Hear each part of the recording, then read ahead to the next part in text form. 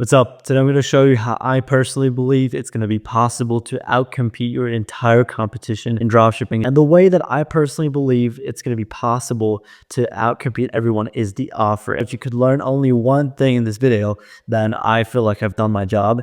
And I want to say thank you for giving me your time and your attention, which are truly, believe me, your most important assets. All right, well, more important than money. These are here the 5 levels of customer awareness. Now, on the top, we have most aware people. These are people who know your brand. They know the product that you sell. They know their problem. They know your solution to that. They know everything. All right, those people only need a little bit of like an extra discount to buy. These people have already seen ads from you before, and so how they're already warmed up. They know who you are. They might have seen an ad on you while scrolling on the couch, then they went to sleep, and then a couple of days later you popped up on their feed again. And so they just need an extra little more in-depth ad to actually convert. Very easy to convert audience, nothing special, but also nothing scalable. If you've ever had an ad of yours before burn out in a very short period of time, then you know that ad only was able to speak to these most aware people. The next stage is actually product aware people.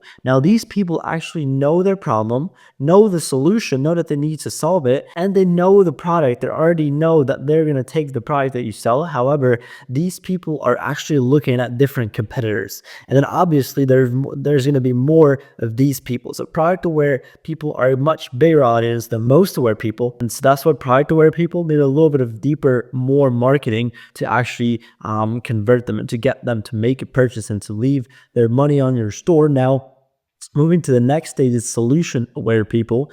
These people actually know their problem. They know that they need to solve it. However, they're looking at different solutions, which means they're looking at different products. They might look at you. They might look at some completely different product, but that apparently solves the same problem. And so these people already, first of all, there's much more of these than product aware, most aware, but they also need much more marketing too.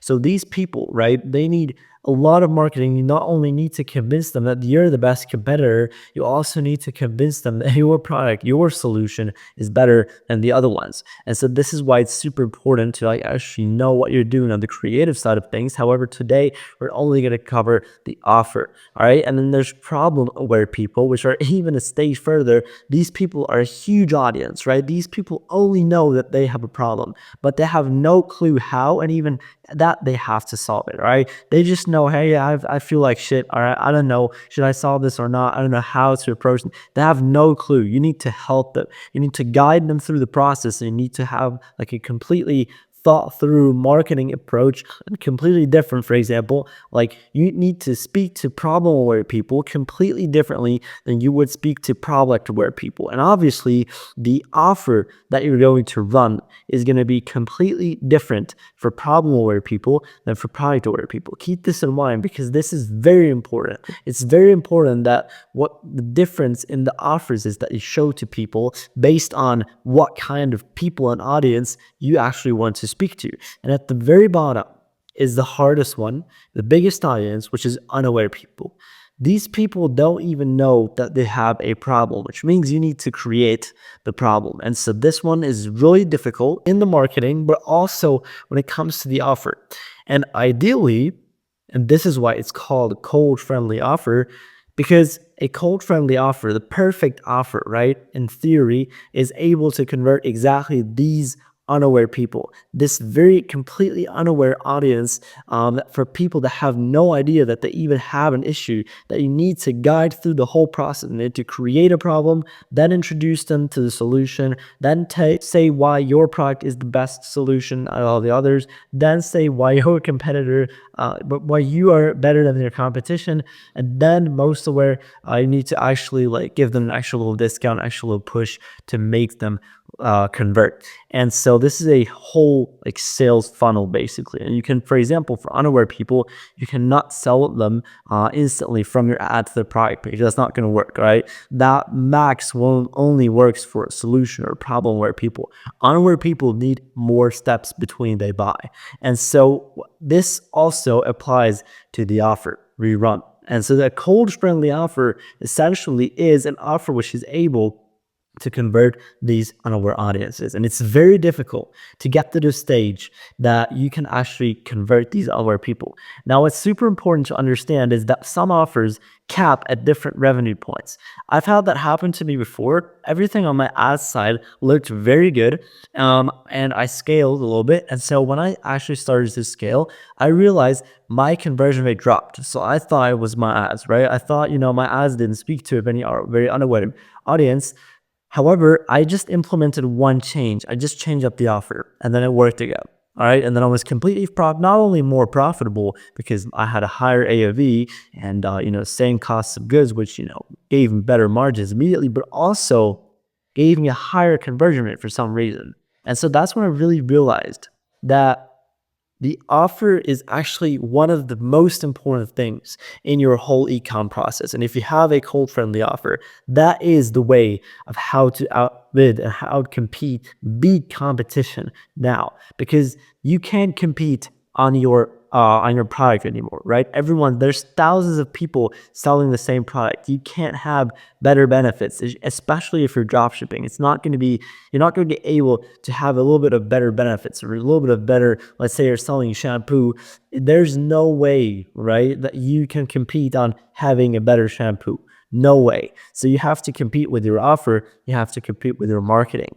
And today we're going to talk about the offer thing. However, what's super important about this is that your offer needs to be cold friendly. And we're going to talk about exactly how to build this. But you need to first understand that some offers cap at different revenues. So let's say you're making 5K a day now, right? But then suddenly, as you increase the budgets and all the metrics look the same, frequency is low, CPCs are still super low, everything was good on the ad side of things, but your conversion rate suddenly drops. And then you implement a split test, maybe you change it up completely, and it starts working again.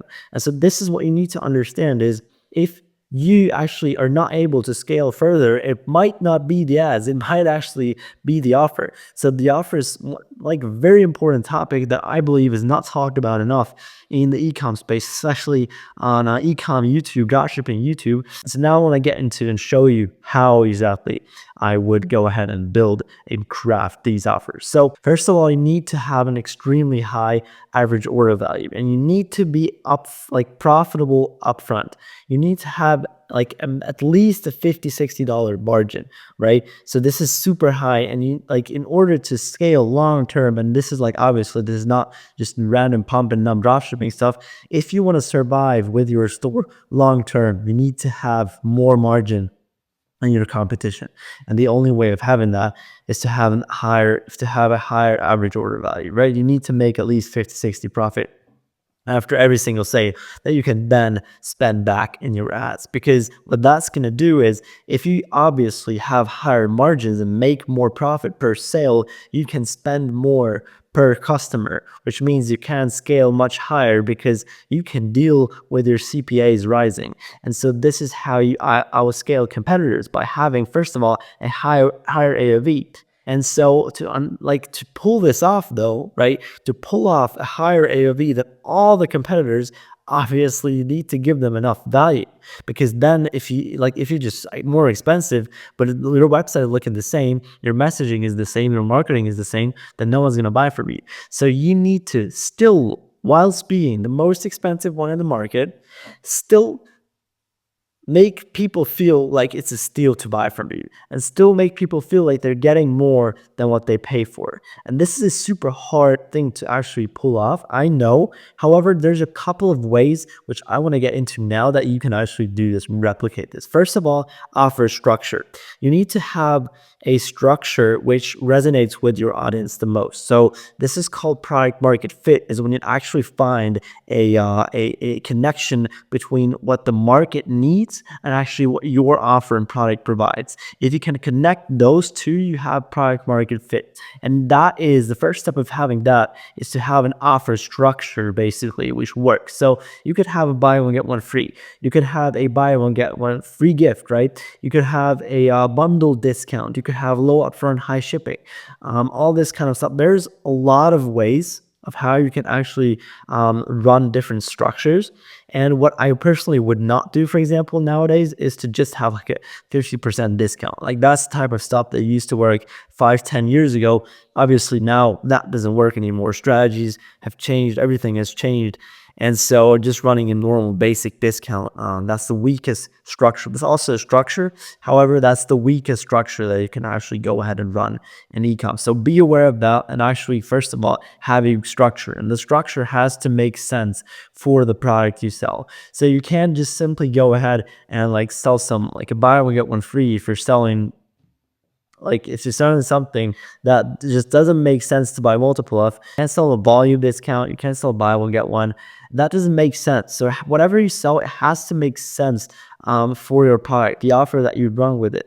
And what I personally think is my favorite structure is to bundle up different products, because if you bundle up 3 different products that all have a high perceived value and then give a discount on it, then it can still charge so much for it. And this is how actually brands achieve 3-digit average order values, first time customers, because they just have a big fat bundle with like tons of products. Every one of those products have like a high perceived value, and like they would normally charge like $40, $50 for each product. Then they bundle it up, give a discount on it, and then they even still get like, and actually all able and actually are able to pull off a high conversion rate with 3-digit AOV, which is insane. And this is where you want to get it. Obviously, it's not going to be the obviously that's not a realistic expectation when you start out. However, you should split test your way to the point. And we're going to talk about split testing in depth more, but just so you know, AOV, and to be profitable upfront, starts with having a structure. Now, once you have an offer structure that works, then you have to go ahead and enhance that offer structure. So there's 4 different ways that you can enhance offers. First one is bonuses. Second one is guarantees. 3, scarcity. 4, urgency. These are basically the 4 ways that you can enhance offers always. Bonuses are in ecom, obviously free gifts. So whatever you do, put in as many free gifts as possible, and it's just going to increase the conversion. It can even increase the price. So as many free gifts as possible, right? There's no rule that says you only need one, by the way. Most people I talk to think, okay, I'm going to have, but I already have this in a free gift. I can't. Yes, you can. You can add in multiple free gifts, and it's fine. It's actually good. Like it's not going to hurt. If you have 10 free gifts, then you have 10 times help your conversion rate. So think about that. 2 is guarantees, right? And not only put it on the bottom of your website, and not only give the normal boring ass 30-day money back guarantee, but actually have a thought through creative name and a stronger guarantee than everyone else. So you could have a 120-day try on guarantee if you have like a clothing product, whatever. Like be creative and actually present your guarantee on the very top of your website, which is super important. It should be a part of the offer, not just on the bottom of the website. Guarantees are actually one of the biggest reasons people buy. Third one, scarcity. Obviously, that's just, always going to help you out, your conversion rate and the urgency as well. So limit your stock. You don't even have to lie about this. If you're an actual brand and not drop shipping, then obviously, yeah, you can just like order limited quantity basically, and then just kind of like be honest about it. And then urgency is, you put a time limit, like a date limit to your sale that you run, and you don't even have to lie about that either. So you can be very honest with all these 4 ways, and you always should implement all of these 4 to enhance your offer, because it's absolutely going to increase or skyrocket your conversion rate. And this is probably the most important part. So first of all, you need a structure, and then you need to enhance it. And this is actually how brands are able to pull off 3-digit. This is actually how brands are able to pull off 3-digit AOVs still with high conversion rates, right? Higher than industry average. And so the reason why we need higher AOVs than all the others is because the inflation of CPMs. Now, if you've been running Facebook ads for the last couple of months, then you know that every single month the CPMs are getting more and more expensive. It's just getting more and more expensive to put your ads in front of eyeballs, to basically buy customers and to advertise to people. It's getting more expensive also on TikTok, right? In every single platform that is out there, especially Meta, though, it's an inflation that we're talking about, because the increase of like people that actually start e-commerce and dropshipping is exponential, because nowadays everyone can just hop into the ad account and upload some ads and then like run them up. Obviously, you don't even need to have targeting.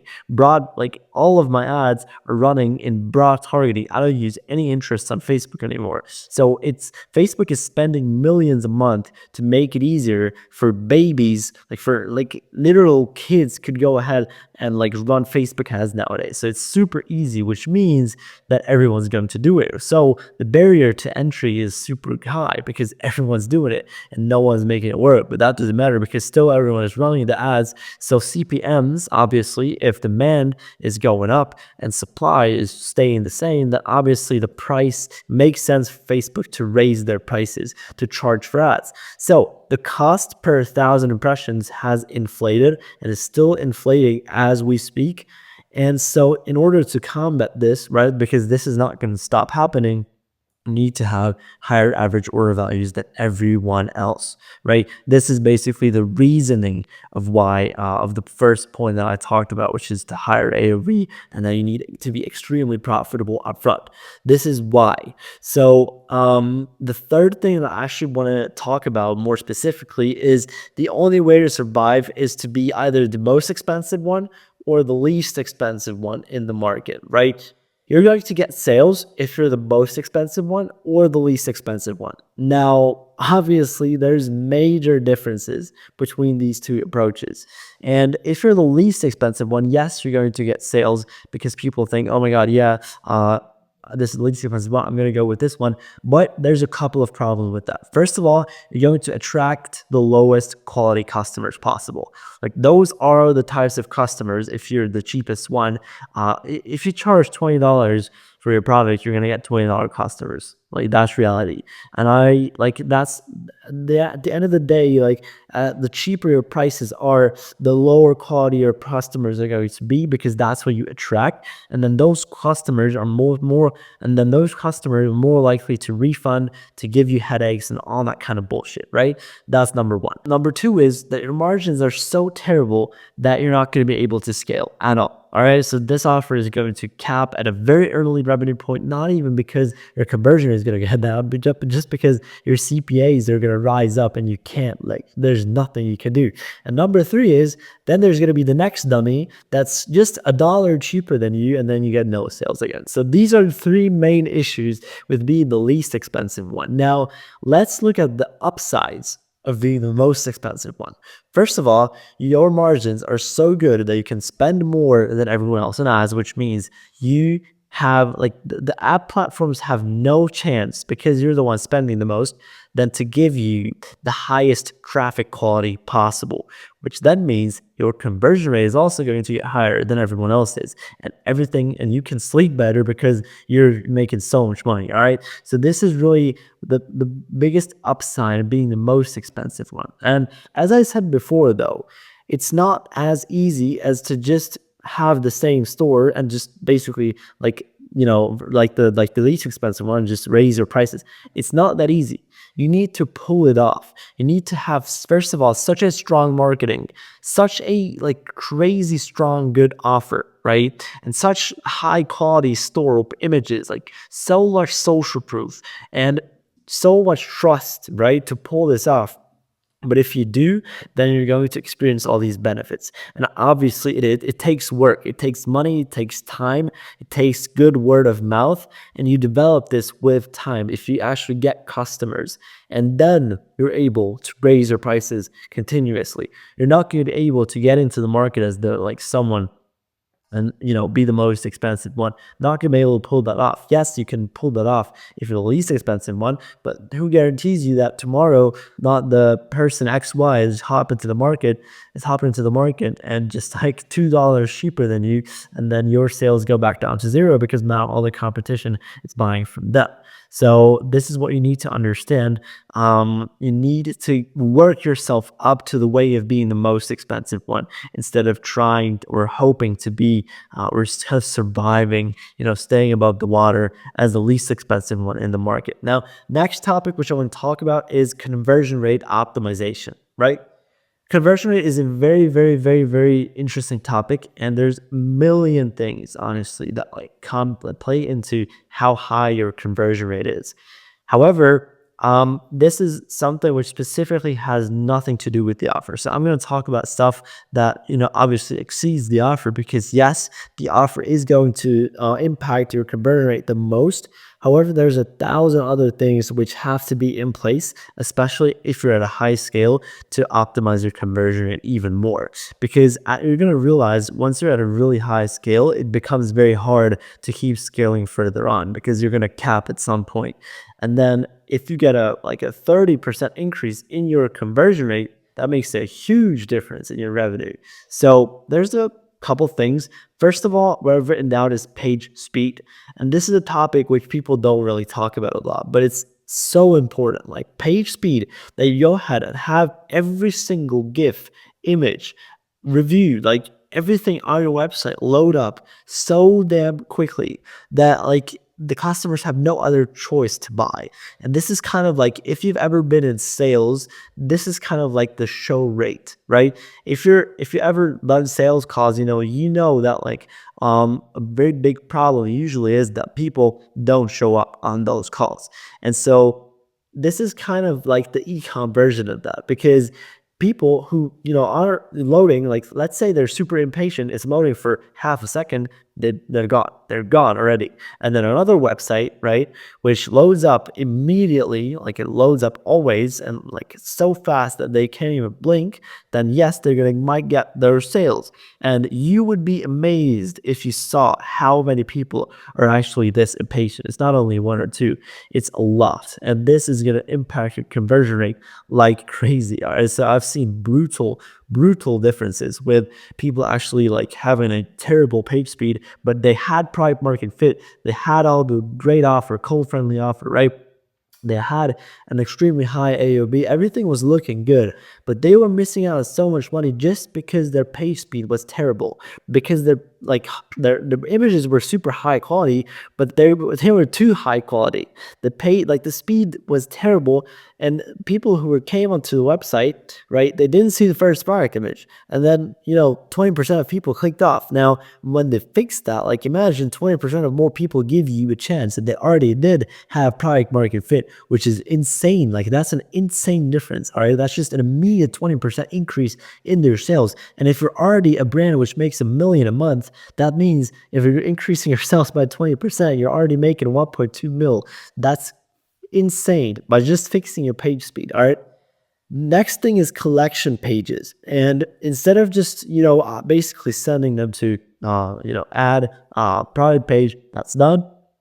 I can actually not only send them to advertorials or to listicles or blogs or whatever, you can actually also send them to collection pages. A lot of brands will do this. And sending people to collection pages actually has a couple advantages. First of all, if you're a brand that does not only sell one product, but actually, for example, multiple bundles. I don't know if you know the brand Manscaped, but they have basically this razor for men. And they have if you go to the website, you can scroll and scroll and scroll, and you have to basically look for the main product with no bundle. They have a bundle for everyone, and everyone at some point of scrolling, all right, I'm going to take this bundle. Even if they came to the website with the thought of I'm only going to buy the product, I'm not going to spend extra money. But then they increase their AOV just by having so many different bundles. If you do this, obviously, your ads cannot really send them to one particular product page. So you can send them to a collection page, right? And then from there, you let them pick which offer they want to choose. And then what's also possible is obviously collection pages are much more customizable.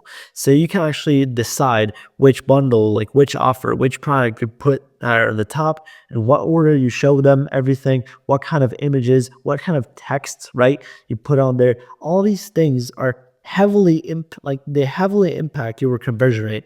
And so conversion rate optimization is a very, very deep topic. So I'm not going to get into that too deep either, but just be aware that this is also a thing, and this is also something which you're going to face. This is an issue. This is going to be a challenge for you once you scale up. So just, just that you're aware of that. Now, number 5 is actually not the most important metric that I look for, is the revenue per visitor, because you can have a beautiful AOV. If your conversion is shit, we're not going to make any money. It's the other way around as well. If you have a great conversion rate, but you're making $5 per sale, then you're going to struggle as well. And so the revenue per visitor combines these two and actually gives you accurate data of how much you're making per every visitor. Because if you compare the revenue per visitor with your cost per click, you're immediately able to see how much you're profiting for every single visitor that's coming to your website. And this is where you want to find yourself at. So this is the metric that I would try to optimize, and especially when you're starting out, right? If you're planning and having like a long-term brand, you want to, in the beginning, be extremely profitable. You want to have a couple ads that are super, super high ROAS, and you want to have a 5 or 6 revenue per visitor at least, all right? So people usually say like, okay, $2, $3, $1.50. That's if you're pump and dumping and you just want to have the one profitable creator for the rest of the career of this product for 2 months, and then you're gonna switch to the next product anyways. That's fine. However, if you're kind of having a lot more long-term approach, you need to have a higher revenue per visitor. All right, you need to be super, super profitable, or you need to work yourself up to the way of having that product market fit and being the most expensive one in the market to actually make those 5, 6, 7, 8, $10 revenue per visitor, which is crazy. All right, imagine you have a cost per click of 50 cents and your revenue per visitor is $10. You're profiting $9.50 for everyone that comes to your website, which is crazy. All right, so this is something which I would take a look at. And instead of only looking on your AOV or only looking at your conversion rate, actually look at your revenue per visitor too every time that you test something. Also, if you're pump and dumping, because this is the most helpful metric basically on your website. All right. And then, yes, super important topic, split testing. Right.